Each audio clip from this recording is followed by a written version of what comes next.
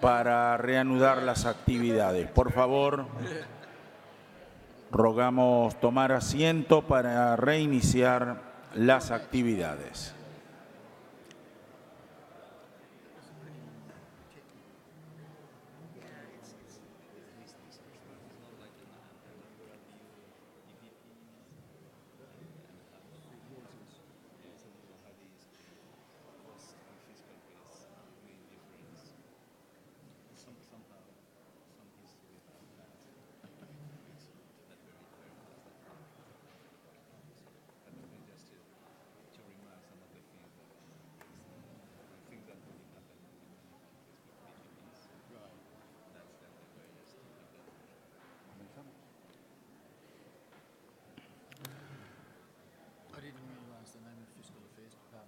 Muy bien, en la continuidad del encuentro, continuamos ahora con la conferencia Una visión comprensiva de las asociaciones público-privadas, sus costes fiscales, a cargo del señor Ramón Hurtado, economista senior del Departamento de Asuntos Fiscales del Fondo Monetario Internacional.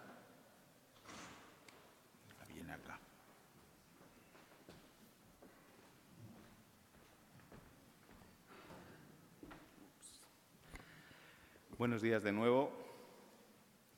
En este caso, ya no voy a leer un discurso. Quería darles la bienvenida en este acto conjunto de FOCAL y FOTEGAL y sin más preámbulos, porque creo que es importante mantenernos lo más breve posible dentro de las presentaciones, voy a comenzar con la misma.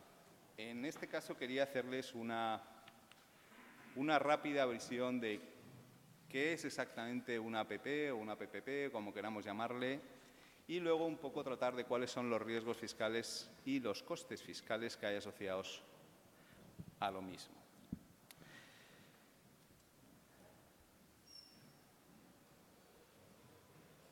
¿Hacia dónde tengo que apuntar? Ok, listo. Not me. Esto es por si luego la presentación dice algo contradictorio a la mía, yo ya empiezo a apuntar. ¿Dónde? Bien.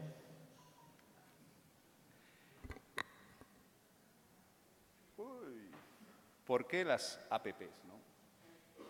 Básicamente, el nacimiento de las APPs se debe a lo que está en ese título superior, es decir, el crecimiento de las necesidades de infraestructura.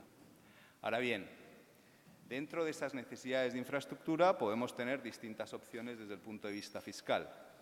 En primer lugar, la inversión pública tradicional, o bien una inversión pública más eficiente, o bien una mayor participación del sector privado.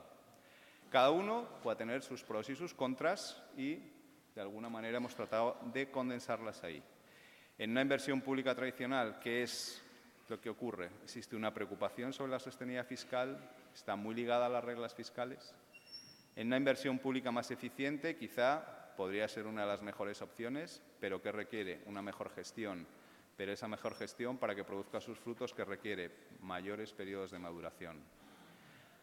Bien, y por último tendríamos lo que nos ocuparía en esta presentación, es decir, una mayor participación del sector privado. Acabamos de ver cuál ha sido la experiencia de Argentina, ¿no?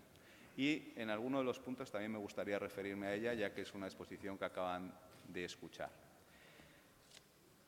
Quizá una de las grandes, y más adelante hay una diapositiva que lo comentará, es esa frase que hay abajo, ¿no? Percepción, pero está entre comillas, del espacio fiscal.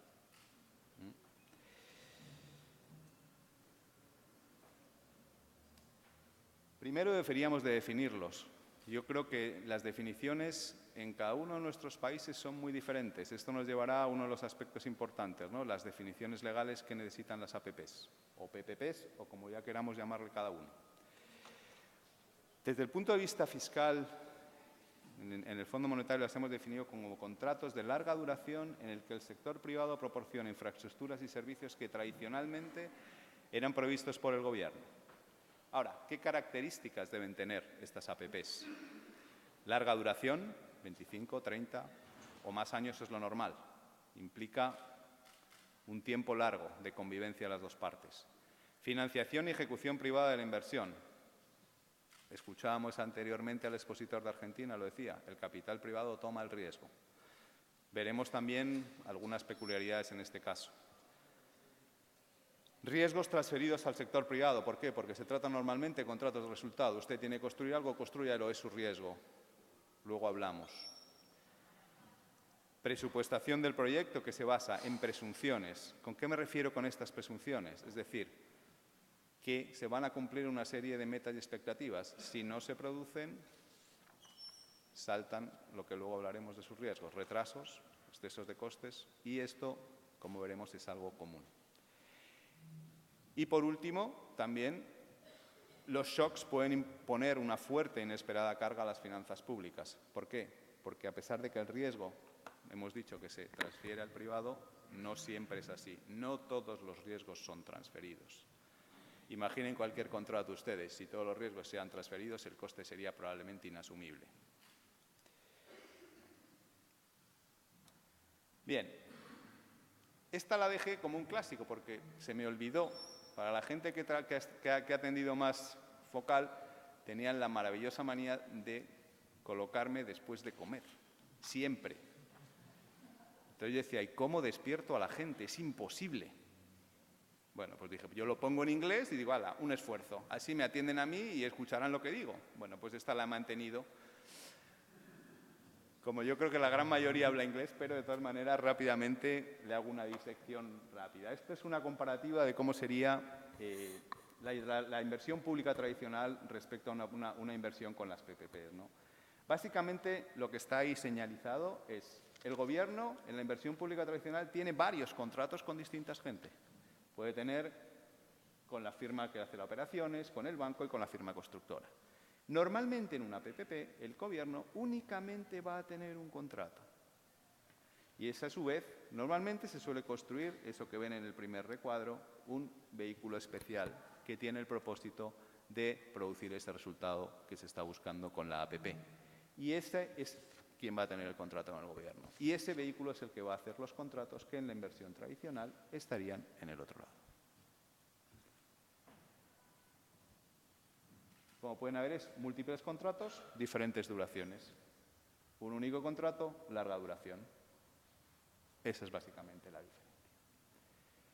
Bien, las APPs, yo creo que es algo que simplemente esto, no tengo que decirlo, ¿no? Han crecido especialmente en aquellos países emergentes y también de baja renta, pero no solamente en esos. Ahí tienen unas gráficas de cuáles son los distintos usos, tanto en países avanzados, emergentes o de baja renta. Ahora, también en qué sectores han sido utilizados. Bueno, pues de forma extensiva en la provisión de energía, transporte y agua. También han sido utilizados y de forma más creciente en algunos servicios y en el caso, por ejemplo, de Portugal. Portugal se ha utilizado también las APPs de una forma, un diseño muy complejo y con multitud de APPs para el tema de la provisión de sanidad. Digo, por si también en algún momento les voy dando ejemplos, porque aquí, como siempre hemos dicho, se trata de un foro de ver qué experiencias, como decía antes el expositor anterior de Argentina, no tropecemos dos veces con la misma piedra. Si alguien se abrió la cabeza, por favor, absténganse. Es bastante importante. No hay experiencias, muchas veces lo hemos intentado, ha salido mal, pero a lo mejor tenemos cuáles son esos inputs para poder que las cosas salgan mejor y no tener que repetirlo, diciendo lo vamos a hacer mejor. Tomen la experiencia y mejórenla. ¿Por qué se utilizan? Bien, si yo preguntara en esta sala, y me encantaría hacer la pregunta y si alguien quiere contestar, lo apreciaría mucho, ¿por qué se utilizan las APPs? Aquí tenemos tesoreros, tenemos contadores, tenemos gente de diversos. ¿Cuáles serían para ustedes de esos 4 motivos? O de esos por los que ahí nosotros estamos diciendo que lo puede ser por el sector privado. Pero probablemente las motivaciones, si yo pregunto en esta sala, no serían esas. En muchos casos. O la percepción, digamos, no sería esa. ¿Por qué? Podemos obtener una mayor eficiencia, es decir, mayor calidad del servicio a menor coste, porque el sector privado tiene mucho impulso, mucha motivación, creatividad, también por la combinación de los activos que se construyen en los servicios. por la ganancia de la eficiencia derivada de internalizar el mantenimiento, uno de los problemas que nos encontramos en muchos casos con la inversión pública tradicional, que los presupuestos crecen porque a medida que tenemos más infraestructura también tiene que crecer los costes de mantenimiento de esa infraestructura, y porque tiene la posibilidad de introducir cobros a los usuarios, es decir, permite no hacer la aportación inicial del capital presupuestario, sino a través de la vía de los ingresos, pero eso, para cualquiera que tiene una buena percepción, sabe que un menor ingreso significa un menor gasto, porque si el ingreso no lo tengo, el gasto es mayor, o sea, al final es suma cero. Pero las ilusiones fiscales en la vida cuentan. Ahora bien, la ganancia de eficiencia en estas APPs tienen que ser muy altas. ¿Por qué? Porque el capital privado es mucho más alto, el coste del capital privado. Y además existen unos costes fijos asociados a esa gestión de la APP y esa ganancia de eficiencia tiene que compensar ambos. Volvemos a la frase que he dicho antes. Probablemente esta sería una de las mayores respuestas que en la sala obtendríamos a bote pronto, sin hacer un análisis. Cuando ya hemos hecho el análisis ya sabemos que no es así, o por lo menos no es así directamente. ¿Pueden generar por sí mismas el espacio fiscal? Solo si son buenos proyectos, y para que sean buenos proyectos tengan que cumplir una serie de características, ¿no?, que son las que tienen ahí, ¿no? Es decir, las ganancias tienen que compensar aquellos otros costes que estamos hablando de las APPs. Ahora bien, ¿por qué esa inclinación que yo antes manifestaba? Parece que la infraestructura es gratis. Inicialmente no la costeo en el presupuesto. El Tesoro tampoco tiene que aportar los fondos, con lo cual, de esos dos colectivos que tenemos aquí, dicen, oh, voy a tener un activo y ninguno trabajamos. En el presupuesto no está, y también, no sé si en la presentación, alguna de las presentaciones en Fotegal, hablando de las reglas fiscales, en una medición en base caja, tampoco sale. Es decir, parece que desaparece, pero no desaparece. Percepción de esta infraestructura gratis. Para que esto realmente sea gratis, tienen que cumplirse estas cosas. Es decir, que los flujos de caja, el valor neto presente de esa inversión de APP, sea mayor que el que tiene una inversión tradicional. Porque no olvidemos que de una manera muy simple, una APP lo que estamos haciendo es lo que enseñaban en matemáticas financieras. El dinero es el mismo hoy o en el futuro, pero siempre y cuando lo traslademos en el tiempo, y para que lo traslademos en el tiempo necesitamos unas tasas de descuento y un conjunto de instrumentos. En la inversión tradicional, en 5 años la pagamos, pero después la mantengo, tengo los servicios, etc. En la APP ahora no pago, estoy pagando durante X años. Ahora traemos todos esos flujos y veremos. Bajando a la tierra, pues cuando decidimos entre comprar un coche o hacerlo en leasing. Parecido. Mantuve esta palabra. Aquí ya lo del no traducir funding versus financing es aposto. Esta ha sido una de las cosas que a mí en su momento me costó entender. Los ingleses para eso tienen esta peculiar manía, perdónenme los señores ingleses del área, pero tienen unos términos muy específicos que nuestro rico lenguaje le damos muchas más vueltas en el castellano. Entonces, funding es el que aporta los fondos, financiación es financiación, no significa que aporto los fondos. Entonces, eso para los que tenemos una palabra que es financiación, pues decíamos, ¿por qué hay dos? Bueno, pues es importante porque la financiación puede hacerla un banco, pero no está aportando los fondos, lo está aportando probablemente los depositantes. Hay un pagador último de esa financiación y ese sería el que fondea. En las APPs que son financiadas, se espera que el socio privado aporte la financiación del proyecto. 3 son las principales opciones que puede obtener el socio privado: deuda, emitir acciones o que le ayude el gobierno, a través de garantías, de transferencias por parte del presupuesto, aportaciones de capital, amnistías fiscales o cualquier otro mecanismos. Me ha parecido muy muy significativo la presentación de Argentina, en el cual, a través de la financiación, han tratado de establecer un esquema en el cual pudiéramos mitigar algunos de los riesgos fiscales y tratar de atraer a más gente a estos proyectos. En cambio, en las APPs con aporte fondos, que es el Gobierno el que lo está realizando, el Gobierno aporta los fondos, que pueden ser pagos durante el proyecto, fijos, variables, y va a generar también tanto un activo fijo como un pasivo financiero del Gobierno. O bien que sean los usuarios quienes aporten los fondos. En este caso, los usuarios pagarán un precio fijo por el uso de ese servicio que se va a proporcionar con ese activo, y en cambio vamos a tener un pasivo del Gobierno, pero en este caso no financiero, y un activo fijo. Y mecanismos de ajuste del precio del servicio. O el clásico, combinación de los anteriores. Cuando lo que no podemos con uno, pues lo vamos mezclando hasta que llegamos a esa combinación que nos resulta lo más eficiente. Y aquí empezamos un poco a entrar en lo que sería la materia de la presentación, digamos, de qué es lo que yo quiero un poco resaltar aquí, ¿no? Es por qué nos preocupan las APPs. Básicamente es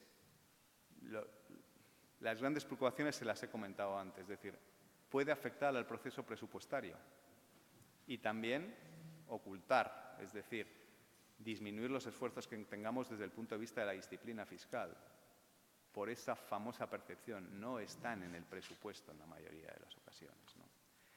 Reducen la flexibilidad porque estamos pensando, no está, pero está. Con lo cual, empiezo otras cosas y cuando viene, no hay. Crean pasivos gubernamentales firmes, todos mis costes, y a esto luego me referiré, o contingentes. Llamémosle entre comillas, y tampoco quiero entrar en la discusión, esos riesgos fiscales, porque todavía no son firmes. Y luego también esta gestión de forma inadecuada, en cuanto que, como hemos dicho en su definición, tiene un impacto muy importante todo desde el punto de vista macroeconómico, pueden afectar a esta estabilidad macroeconómica que todo gobierno está buscando. Por último, algo que quien haya estado tratando con la inversión pública lo conoce. Yo creo que esta es una característica que se da tanto en las inversiones de APPs como en la inversión pública tradicional. Las renegociaciones comunes, frecuentes y muchas veces, por esa inclinación del Gobierno de tener que prestar ese servicio, favorece el sector privado, porque no tiene tanto tiempo de negociación. Ahora bien, incluso bien gestionadas, las APPs pueden tener riesgos. En el corto plazo, crean activos fijos para el Gobierno. Luego, si estuviéramos desde el punto de vista de una empresa, diríamos, tengo un activo fijo, no tengo un mayor problema. El problema es que ese activo fijo normalmente va a tener una gran dificultad de venta, normalmente va a estar relacionado con la infraestructura, no va a ser líquido, pero en cambio las deudas que se están generando de esos pasivos son líquidas, con lo cual nos van a crear un desbalance. Si no hay una información suficiente, voy a tender a subestimar. Bueno, esto es en el largo plazo, no sé si ese riesgo se va a producir, vamos a tender siempre a hacerlos subestimados. Y en el medio plazo, bueno, esto sería con un approach en el cual ya tendríamos un concepto de patrimonio neto. Concepto de patrimonio neto que desde luego todos los contadores se lo tienen que saber muy bien, que es el activo menos el pasivo. Para los tesoreros también no tengo ninguna duda que se lo saben igual que nosotros, estoy convencido. Pero el patrimonio neto, por lo menos en el sector público, tenemos un gran problema, ¿no? Cualquiera de los contadores hablamos de valoración de activos y se ponen todos los pelos como escarpias, etcétera, ¿no? ¿Por qué? Porque muchas veces ese activo tiene una valoración muy, muy difícil. Pensemos puentes, pensemos carreteras. Yo, haciendo el símil con una empresa dice yo tengo este activo para cumplir con mis pasivos y el neto que es el beneficio de mis accionistas o el reparto a mis ciudadanos.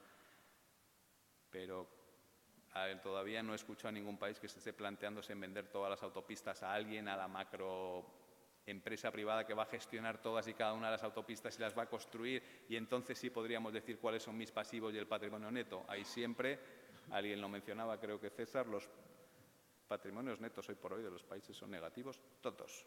Difícil es encontrar uno que sea positivo, porque luego hay valoraciones de muchos activos que son muy complicados.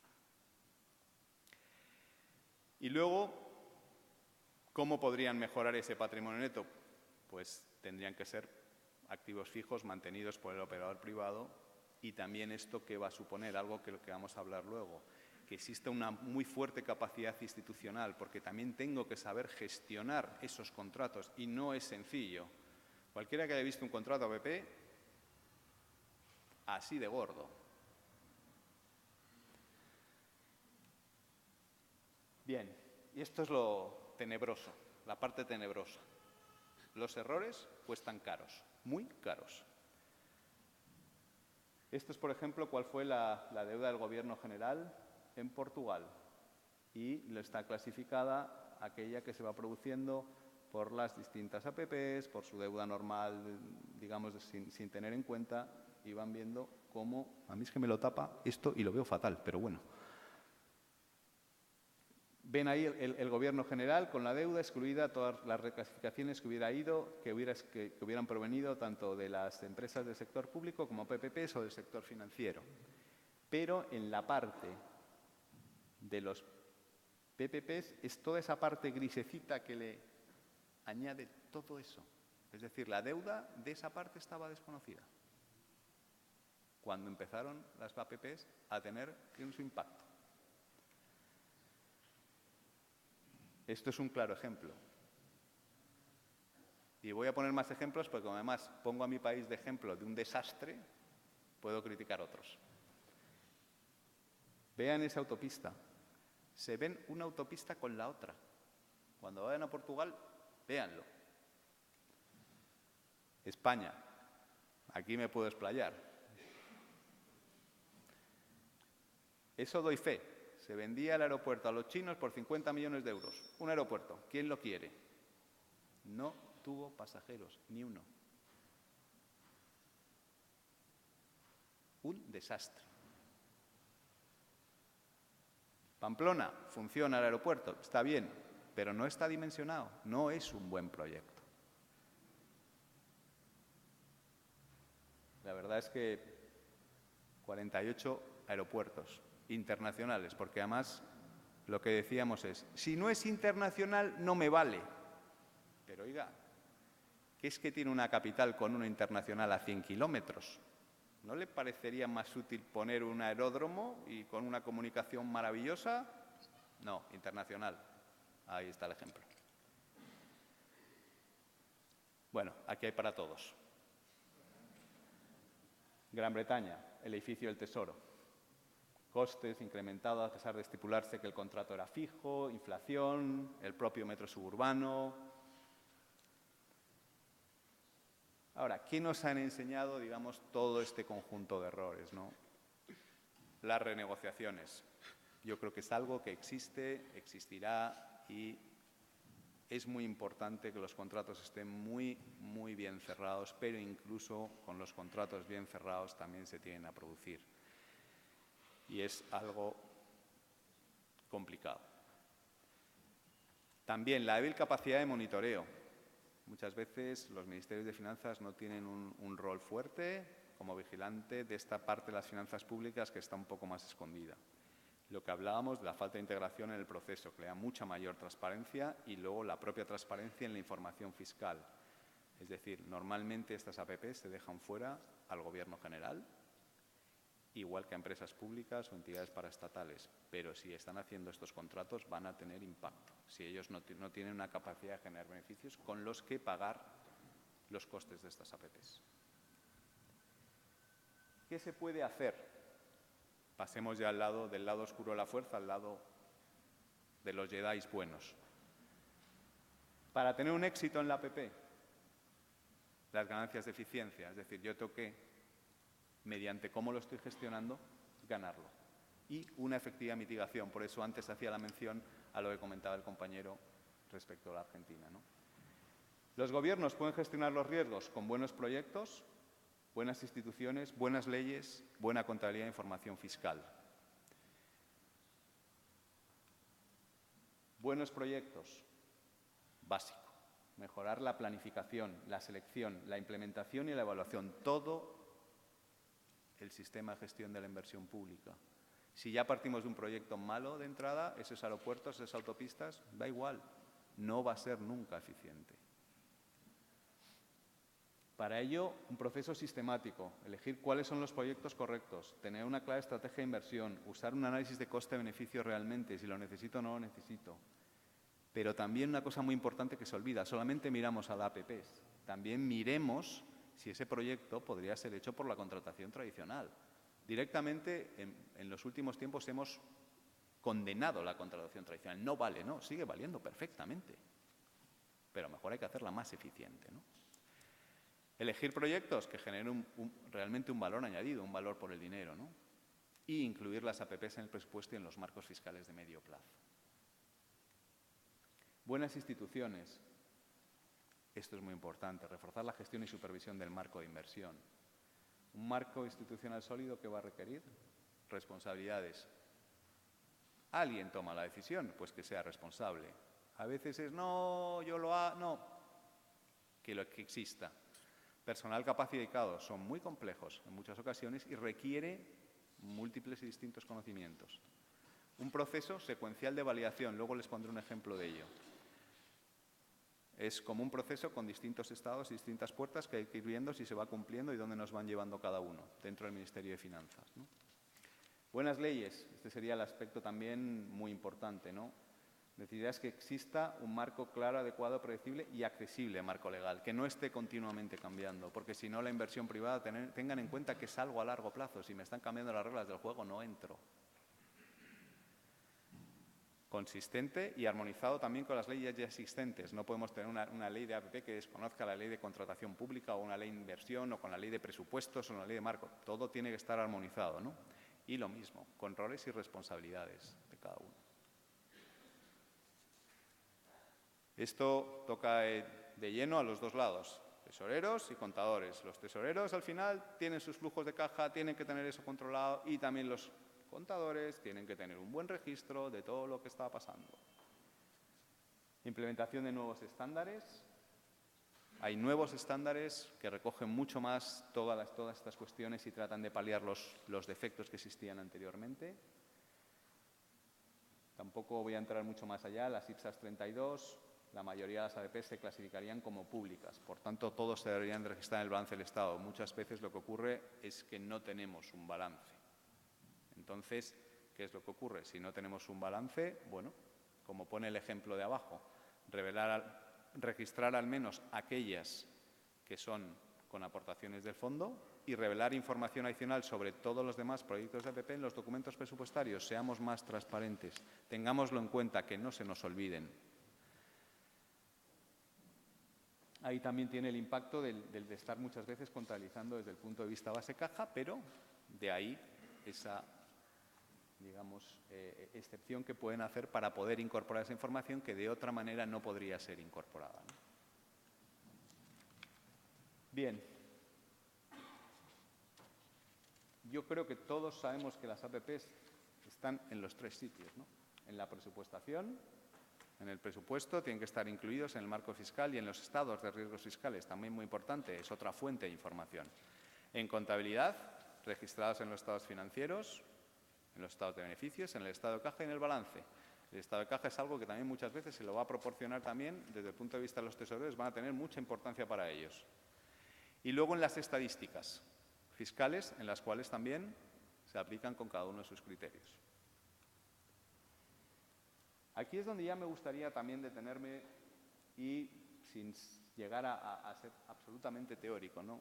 Pero creo que de alguna manera podríamos identificar los costes fiscales con aquellos que son firmes y los riesgos fiscales con aquellos que son pasivos contingentes, ¿no? Al final es la deuda, el déficit, bueno, es decir, aquello que tengo realmente ya que afrontar directamente. Los costes fiscales de las APPs, los apoyos gubernamentales, las transferencias de capital, subvenciones, contribuciones sobre la propiedad, aportaciones de capital.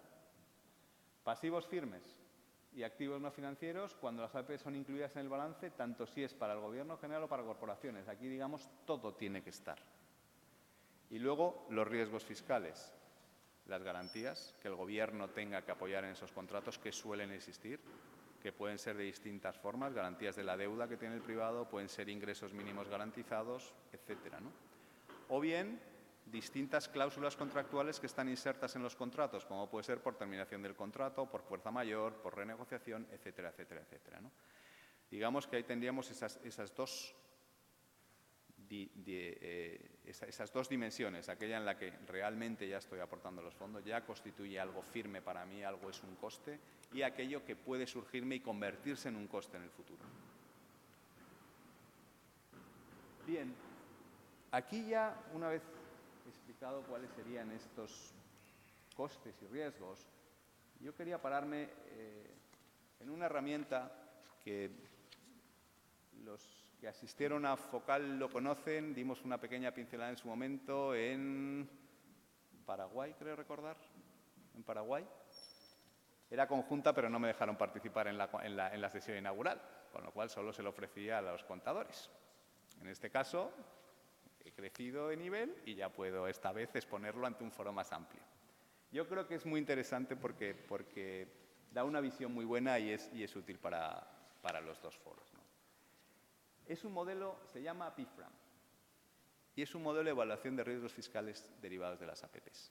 Esto es una iniciativa conjunta tanto del Fondo como del Banco Mundial. Se desarrolló esta herramienta en conjunto, ¿no? ¿Qué permite? Identificar y evaluar costes y riesgos fiscales, esas dos dimensiones que estábamos hablando. Y también establecer medidas para gestionarlos, de mitigación. Los objetivos, está basada en los proyectos de APP que se tratan de evaluar. Tiene una amplia cobertura, es flexible porque puede utilizar la caja y el devengo, con lo cual se puede utilizar por cualquier persona. O sea, los tesoreros, si no necesitan saber nada de devengo, van a saber cuáles son los flujos de caja que van a tener que tener disponibles y cuáles van a entrar y cuáles van a salir. Alineada a los últimos estándares internacionales, es decir, está cumpliendo con lo último que hay. Es simple, ¿por qué? Pues funciona en un archivo Excel. Parece mentira cuando estamos hablando de gran digitalización, pero hay veces, y cuando hablamos, y yo creo que a lo largo del foro también se va a hablar de estos temas de sistemas de información, hay veces que determinadas cosas luego se pueden introducir en el sistema, pero a lo mejor la mejor forma de introducirla es a través de un Excel. Pero luego es el sistema el que ya trata esos datos y lo hace una única vez, ¿no?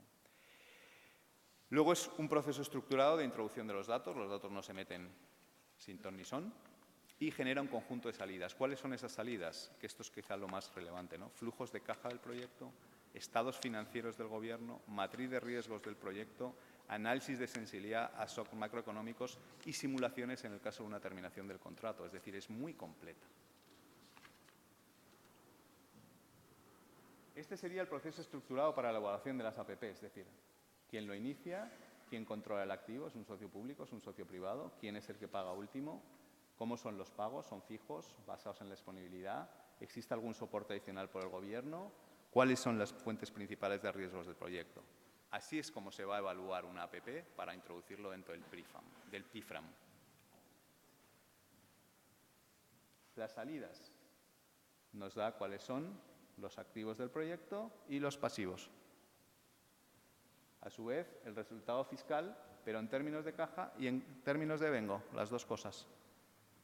Y también cuál es la deuda del Gobierno, bruta y neta de la APP, derivada de la APP, y también te permite hacer análisis de sensibilidad, por ejemplo, con la terminación de un contrato, cuál sería el impacto en cuanto a que probablemente tenga un flujo distinto de salida en el caso de esa terminación del contrato. Esto es simplemente estado de beneficios, balance y estado de caja. El balance en términos de devengo, el estado de beneficios en términos de devengo y el estado de caja en términos de caja.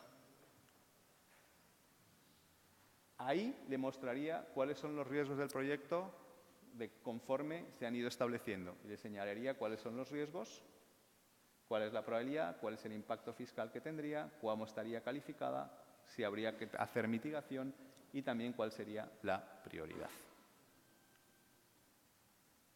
Conclusiones. Las APPs conllevan tanto oportunidades como dificultades para la política fiscal. Ya lo hemos visto. Ni es la solución, pero es una alternativa. Pueden ser más eficientes que la tradicional, pero también los riesgos fiscales pueden ser más grandes y más elevados. y no son teóricos como han tenido ocasión de comprobar en distintos países. Las implicaciones deben ser supervisados y gestionados, pero no solo al principio, sino durante toda la vida. Ya les he mencionado, hay renegociaciones, puede haber casos de fuerza mayor, hay muchísimas cosas que pueden suceder. Estamos hablando de contratos de muy largo plazo. Por lo tanto, el Gobierno tiene el deber de estar atento y tomar acción para gestionar los riesgos fiscales. Aquí tienen también un conjunto de referencias del grupo de inversión, del grupo de gestión de inversiones y también del laboratorio de conocimiento de las PPPs, en el cual pues, pueden encontrar mucha más información. Antes les decía que les iba a poner una diapositiva sobre un proceso estructurado de decisión. Este es, por ejemplo, una guía de decisión secuencial. Le voy a mostrar unos cuantos de ellos. ¿Cuál es el PP que se considera? ¿Es un buen proyecto? Si es no, no sigamos para adelante, a rediseñar.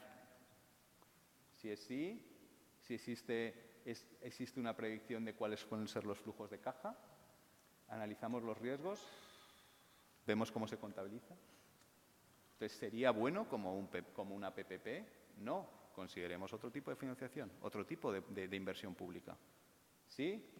¿Cómo son las implicaciones fiscales? ¿Estamos de acuerdo con esas implicaciones fiscales? No, no podemos estar de acuerdo. Entonces hay que esperar, no es el momento, o bien rediseñarlo. Después, ¿existe alguna oportunidad para aprender? Sí, pues un procedimiento. ¿De acuerdo? Este sería también otro supuesto, con las líneas de los ministerios, cuáles son los comités, si existe la unidad dentro del ministerio, si existe un proyecto periodo de preparación. Pues una fase tendría la fase de planning, si es factible el poder hacer, si existe la unidad que la está evaluando, si existe el departamento de presupuestos, si existe la unidad. Ahí, este va un poquito lento, con lo cual yo le voy a ir dando a todos porque no voy a entrar en todos y cada uno, pero sí me interesa que vayan viendo sobre todo las fases que hay al lado izquierdo. La preparación, o sea, la planificación, el diseño y la preparación de la oferta, cómo se hace la oferta y la negociación, y luego ya la construcción y la operación. Acuérdense, es que es un complejo, es todo el proceso de inversión de gestión pública, no es la PP en sí, es un contrato. ¿Okay? Supervisión, si es necesario, renegociación. Y yo creo que con esto se acabó. Con lo cual, muchísimas gracias. Si tienen cualquier pregunta, estoy a su disposición.